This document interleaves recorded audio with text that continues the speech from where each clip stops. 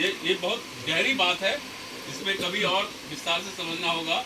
इसका अलग अलग तरीके से लोगों ने इसमें 4 बातों के लिए 5th शेड्यूल में स्पष्ट रूप से संविधान के अंदर ही लिख दिया। इसी 5 का 2 में चले जाए। भाग ख जब कभी प्रस्ताव लिखते हैं या कुछ अपील लिखते हैं तो ये धाराएं लिखने से ठीक रहता है। 5th शेड्यूल का भाग ख का 5 का 2 उसमें साफ तौर पे लिखा है कि जो आदिवासी क्षेत्र में गैर आदिवासी जमीन चाहे विकास के लिए चाहे किसी भी कार्य के लिए नहीं दिया जाता, उसको संरक्षित किया। अगर वो देना है, कुछ करना है, तो उसके लिए एक सिस्टम बनाया जिसमें ग्राम सभा को मुख्य रूप से ताकत दिया, जिसकी मैं आगे चर्चा करूं। दूसरी बात कही गई है इसी में, वो है साहूकार और व्यापार को लेकर कि ज्यादातर जो 5th शेड्यूल एरिया है, यहाँ पे 2-3 चीजें आजादी के दौरान और आजादी से पहले भी देखा गया था, जिसकी वजह से संविधान सभा ने तय किया कि सारी जमीनें जो है वो या तो साहूकारों ने लूटा या कुछ व्यापारियों ने लूटा कर्ज के नाम पे थोड़ा पैसा दे करके। और ये कोई नई बात नहीं है, मेरे ख्याल मलकानगिरी का भी बहुत सारा हिस्सा है। मुझे 90 में याद है इस तरह की बैठकें हुई थी तो ये बातें उभर के आई थी उस दौरान भी। बहुत बड़ा हिस्सा है, झारखंड का हिस्सा है, हिमाचल का हिस्सा है, मध्य प्रदेश छत्तीसगढ़ का हिस्सा है। हजारों गांव मैं जानता हूं जहां साहूकारों ने कुआं का पानी और खेत मेन जो खेत का जमीन है वो कब्जा कर लिया। 200 रुपया, 100 रुपया, 50 रुपया का कर्ज के नाम पे वो कब्जा करके आज भी बैठा है कहीं।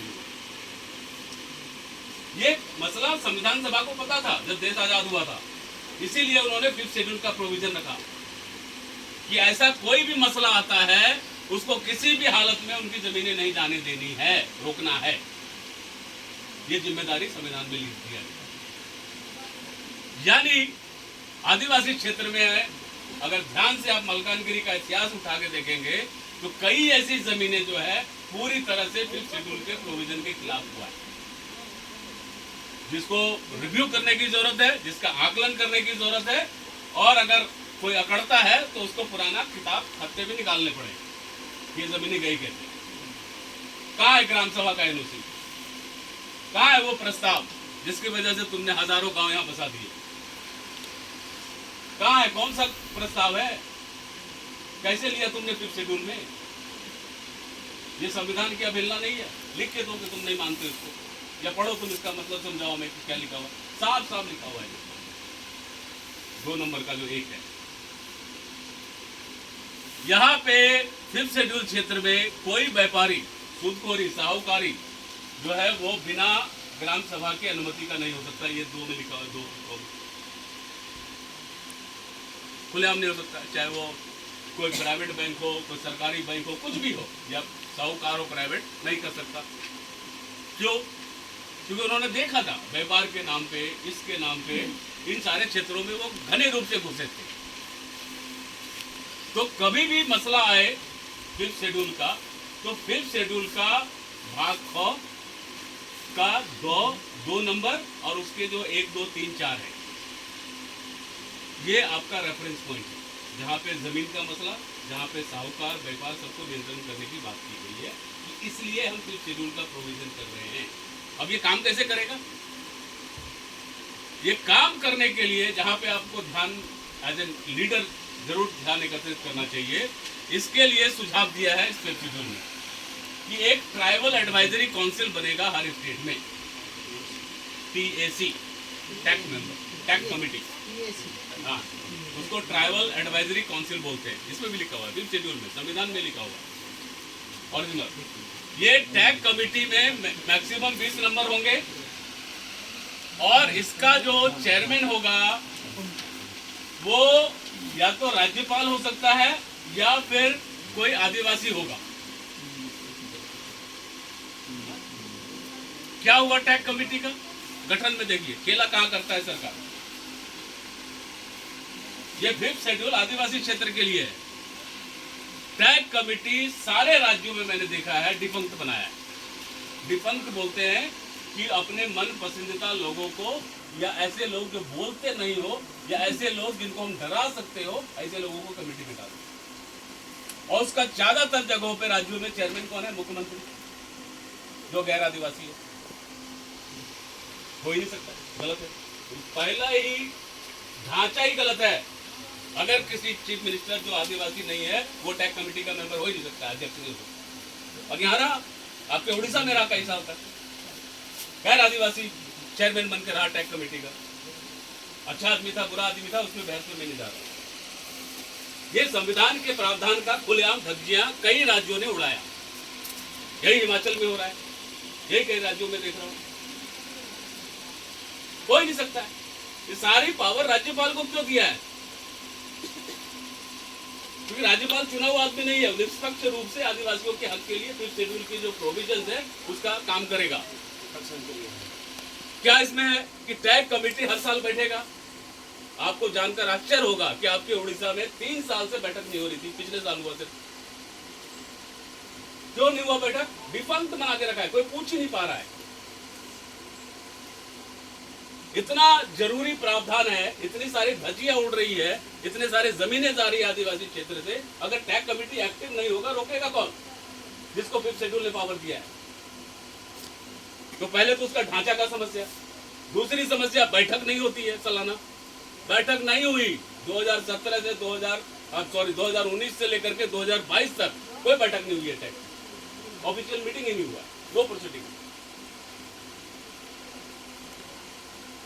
और टैग कमेटी एडवाइस करेगा कि इनके जो क्षेत्र है इसमें फिफ्थ शेड्यूल की क्या क्या अवहेलना हो रही है। वहां मेंबर होंगे, मुद्दा उठाएंगे और उस पर चर्चा होगी। और अगर टैग कमेटी कोई फैसला लेता है तो वो गजब का पावरफुल कमेटी है। पता है, सरकार को पता है। तो इसलिए उन्होंने उसको ऐसे, आदिवासी समाज के लिए लड़ने और मिटने वाले समाज के लोगों को ये बात समझना पड़ेगा कि टैग कमेटी को एक्टिव होना पड़ेगा और उसमें सही लोगों को बैठाना पड़ेगा और उसका चेयरमैन आदिवासी होना पड़ेगा। पहली बात। दूसरी बात, इसी संविधान के प्रावधान 20 लोग मैक्सिमम है इसमें जो लिखा हुआ है टैग कमेटी। यहाँ अगर आप देखेंगे आपके उड़ीसा में अभी सब एमएलए हैं, एमएलए सब अपने पार्टी का लोगों का भरा है, 1-2 विरोधी पार्टी का रख लिया है, उसको बोलने नहीं देता है। पिछली बैठक हुई, आपके जयंती पुरोधा जी वहाँ मेंबर हैं, इनसे सुनने को मिला 15 मिनट का बैठक हुआ, चेयरमैन बोल नहीं पा रहा है, वो टीवी पे आ गया, हिल रहा है गैर आदिवासी चेयरमैन। मतलब ही नहीं है, मतलब ही नहीं है। वो पहली धज्जियां हैं इस कानून का, इस प्रावधान संविधान के खिलाफ आपने कुछ करके रखा है। पहला चुनौती है, चेयरमैन हो ही नहीं सकता है गैर आदिवासी इस कमेटी, चाहे वो कुछ भी हो। राज्यपाल को हर साल एक रिपोर्ट देना होता है राष्ट्रपति को इस शेड्यूल के अंदर। कभी आपने वो रिपोर्ट देखा क्या? कभी वो रिपोर्ट सार्वजनिक किया गया क्या? क्या रिपोर्ट देना है उसको? साफ तौर पे लिखा है कि उनको फिफ्थ शेड्यूल इलाके में देखना है कि कोई ऐसी चीज तो नहीं हो रही है जिसमें ये धज्जियां फिफ्थ शेड्यूल के प्रोविजन के खिलाफ हो रहा है। अंधा है क्या? दिख नहीं रहा है? मैं गिनाऊं मलकानगिरी में क्या हो रहा है इसके खिलाफ? क्या नहीं हो रहा है, क्या नहीं दिख रहा है? क्या रिपोर्ट भेज रहे हो फिर तुम? किसको जाता है? राष्ट्रपति को, प्रधानमंत्री को नहीं जाता है। इसको लागू करने के लिए राष्ट्रपति और राज्यपाल को बाय डिजाइन, संविधान सभा के लोग बहुत समझदार थे, अम्बेडकर जी और ऐसे कई लोग थे समझदार, उनको पता था कि गरीबों का बात चुना हुआ आदमी ये सब ठेकेदारी के चक्कर में करेगा नहीं। किसको जाता है? राष्ट्रपति को। तो जा तो रहा होगा, इसमें लिखा हुआ है हर साल जाना है। प्रधानमंत्री है ही नहीं कुछ, कोई पावर नहीं, नो पावर, नो पावर। प्रधानमंत्री को पावर ही जा रहा है। तो वो जो सिस्टम बनाया है कि ये लागू कैसे होगा? टैग कमेटी होगा, हर साल बैठेगा, टैग कमेटी में वो सारे प्रतिनिधि होंगे, साफ तौर पे लिखा है। चेयरमैन आदिवासी होगा, वो भी लिखा हुआ है। और टैग कमेटी के जो मेंबर हैं अपने अपने इलाकों से आकलन करके वहाँ बताएंगे, उस पर चर्चा होगी और वो प्रस्ताव पास करेंगे, और जो प्रस्ताव पास करेंगे उसके खिलाफ कोई नहीं जा सकता। मतलब क्या हुआ कि अगर कोई कानून आता है, ध्यान रखना, जो नॉन फिफ्थ शेड्यूल एरिया है उसके जितने कानून है, इसी में लिखा हुआ है 5 में, अगर आप कहें तो मैं अंग्रेजी में पढ़ के सुना देता हूँ। एक वर्ड है जो आपको जानना चाहिए, मैं पढ़ के सुना, अंग्रेजी में है, उसका हिंदी में बताता हूँ।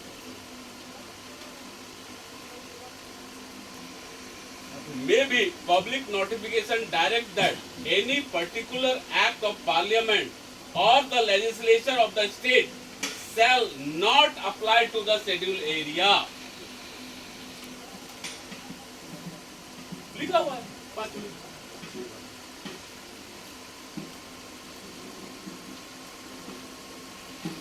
Or part therefore in the state or shall apply to a scheduled area or any part of thereof in the state project, such expectation and notification as he may specify, notification and may direct given under the sub paragraph may be given as so है there is representative, कि governor को ये सब चीजों को ध्यान में रख करके हर एक्ट को रिव्यू करना होता है, हर एक्ट को। कोई योजना है या सुभद्रा है या फलना है या ढमका है या साइकिल देंगे, मोबाइल देंगे, घंटी देंगे, चश्मा देंगे, ये सब पे लक्ष्य घुमा रखा है पूरा मुल्क। और ये सब का चाहे एक्ट हो, योजना हो, इसका रिव्यू करेगा ये टैक्स कमेटी, कि कहीं किसी भी तरह से ये 5th शेड्यूल के जो प्रोविजन है, आदिवासी जमीन गैर आदिवासी में किसी भी तरह से नहीं जा सकता। सिर्फ व्यापारी नहीं, विकास के लिए भी ध्यान रखना, साफ लिखा हुआ है।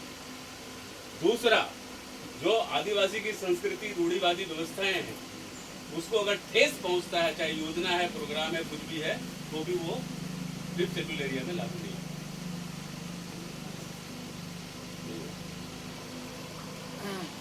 किसका है मलकानगिरी शहर? लगता है मलकानगिरी शहर में होंगे। तो परसों आपने हल्ला किया तो थोड़ा पहली बार मुझे महसूस हुआ, मतलब मैं अपना बताऊं, मैं छत से देख रहा था, तो लगा गया हाँ, और सबको गया भी मैं, ये आदिवासी कैसे बचेगा हमारा भाषा, संस्कृति और परंपरा, उसका संरक्षण का बात किया गया। ये सारी बातों का रिव्यू करना, इसका नोटिफिकेशन करना, ये प्रोविजन है।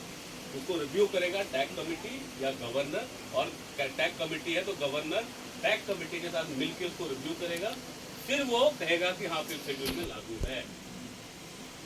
जिसका मतलब हो रहा है कोई नोटिफिकेशन हो रही है, चुपचाप हमें नहीं पता, अदरवाइज तो लागू कैसे हो रहा है। यहाँ पे कहीं ना कहीं रिपोर्ट जा रहा है कि हाँ सब अच्छा है, इससे कोई संस्कृति को नहीं खतरा है, आदिवासियों को, आदिवासी का जमीन कोई नहीं ले रहा है, सब कोई भी कहीं तो जा रहा है।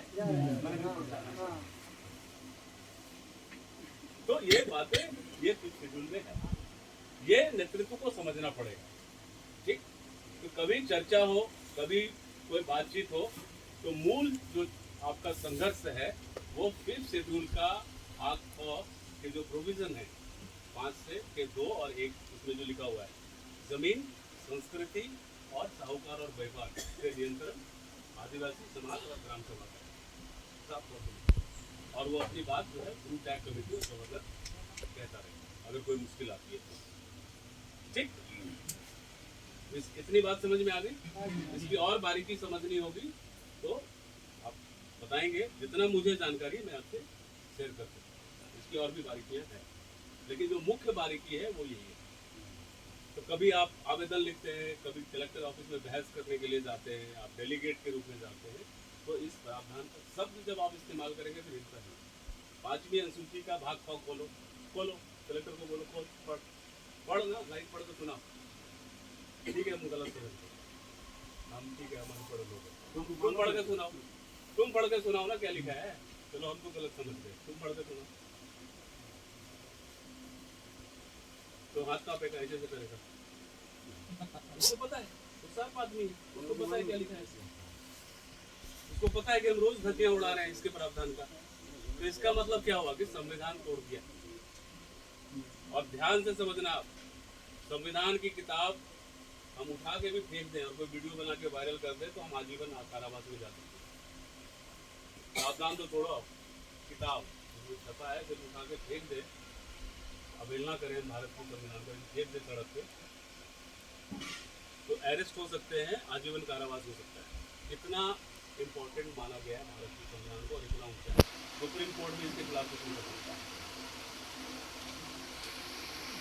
छपा हुआ किताब, उसमें तो लिखा हुआ है नंबर 1, अंग्रेजी में पढ़ के सुनाता हूँ, कभी उड़िया बनेगा तो समझिएगा। प्रोहिबिट और restrict the transfer of land by or among members of the scheduled tribe in such area. Prohibit मतलब रोको, प्रतिबंधित है, और रिस्ट्रिक्ट या रोको किसी भी तरह से आदिवासी जमीन को किसी भी गैर आदिवासी कार्य के लिए। हाईवे किसका है? डैम किसके लिए बनेगा?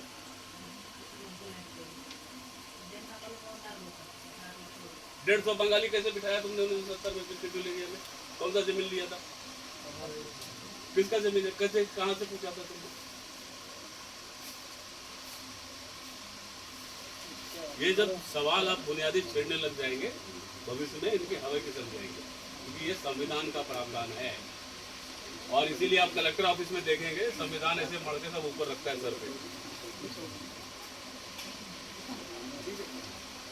तो देखने के लिए है, ये लिखा हुआ है, ये लाइन लिखा हुआ है। इसका उड़िया ट्रांसलेशन करा के बहुत जल्दी भेजूंगा टीम को, पढ़ना चाहिए। तो भाग पाओ और ये हो गया आपका 5th शेड्यूल के बारे में। कोई भी चर्चा हो 5th शेड्यूल का, ये दोनों भाग पूरा पढ़ने से कोई फायदा नहीं है।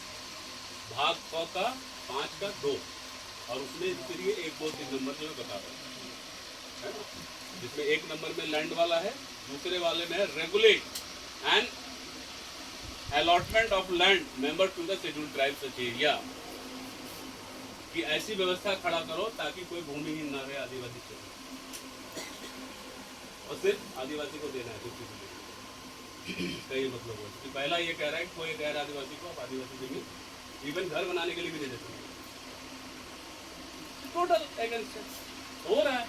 मुझे पता है अभी कौन सा योजना में कहाँ जमीन मिल रहा है आपके मलकानगिरी में, कहाँ गया, कैसे चुप है, कैसे जस्टिफिकेशन होता है, कौन सा नोटिस आया है, क्या राज्यपाल झूठ रिपोर्टिंग कर रहा है राष्ट्रपति को, क्या हो रहा है? तुम संविधान के प्रोविजन को साथ मजाक उड़ाओगे बैठ के 4-5 लोग, या चुपचाप? तो खोल के रखो तुम, तो तुम ये सब करते हो, फिर बात हो, ये अमेंडमेंट करा दो, बदल दो, लिखो क्या होता है। जब है ही नहीं, प्रोविजन है, तो तुम संविधान के खिलाफ तो बोलना तक मना है, तुम तो कार्रवाई कर रहे हो, तुमने धज्जियां उड़ाई है इसकी कि हम भूमि उनको दे रहे हैं, गरीब को दे रहे हैं, घर बना लेगा। अरे घर बना लेगा, कैसे बनाएगा जब 5th शेड्यूल एरिया में नॉन ट्राइब को दे नहीं सकते आप?